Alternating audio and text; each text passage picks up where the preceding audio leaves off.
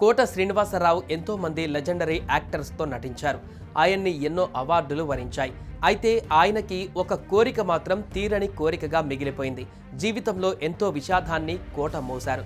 కోట ఓ ఇంటర్వ్యూలో మాట్లాడుతూ భగవంతుడు ఎంత పేరిచ్చాడో అన్ని కష్టాలిచ్చాడు, అవన్నీ గుర్తు చేసుకుని అప్పుడప్పుడు ఇంట్లో ఏడుస్తూ ఉంటాను అంటూ కోట ఎమోషనల్ అయ్యారు. తన రెండో కూతురు ఎప్పుడూ రిక్షా ఎక్కలేదని, ముచ్చటపడి ఓసారి విజయవాడలో బంధువులతో కలిసి రిక్షా ఎక్కిందని, బ్రేకులు ఫెయిల్ అయిన లారీ ఆ రిక్షాని గుద్దడంతో ఆ ప్రమాదంలో తన కూతురు కాలు విరగ్గొట్టుకుందంటూ అప్పటి ఇంటర్వ్యూలో కోట బయటపెట్టారు. ఇక అల్లారు ముద్దుగా పెంచుకున్న కొడుకు బైక్ ప్రమాదంలో మరణించాడని చెప్పుకుంటూ కన్నీళ్లు పెట్టుకున్నారు. 2010లో జూన్ 21న రోడ్డు ప్రమాదంలో కోట కుమారుడు ఆంజనేయ ప్రసాద్ మరణించాడు. తనకు తలకొరివి పెట్టవలసిన కొడుక్కి తానే అంత్యక్రియలు చేయాల్సి రావడంతో తల్లడిల్లిపోయారు కోట.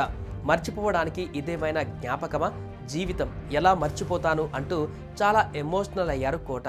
తన నటనా ప్రతిభకు ప్రతీకగా పద్మశ్రీ నంది పురస్కారాలు సొంతం చేసుకున్న కోటకి తన 40 ఏళ్ల సినిమా కెరీర్లో తీరని కోరిక ఒకటి మిగిలింది. దివంగత నందమూరి తారక రామారావుతో కలిసి నటించాలని కోట కోరిక.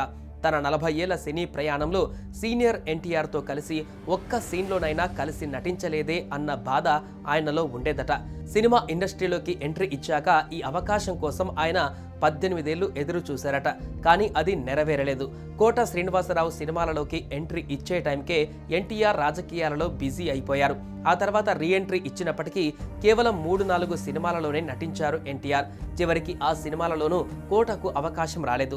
చివరికి మోహన్ బాబు తీసిన మేజర్ చంద్రకాంత్ సినిమాలో ఒక పాత్ర కోసం కోటకు పిలుపు వచ్చింది. కానీ అప్పటికే కోటకు బిజీ షెడ్యూల్ ఉండడంతో ఆ ఛాన్స్ కూడా చేజారిపోయింది. చివరకు మేజర్ చంద్రకాంత్ సినిమానే ఎన్టీఆర్ ఆఖరి సినిమా కావడంతో కోట శ్రీనివాసరావు కోరిక తీరకుండా పోయింది.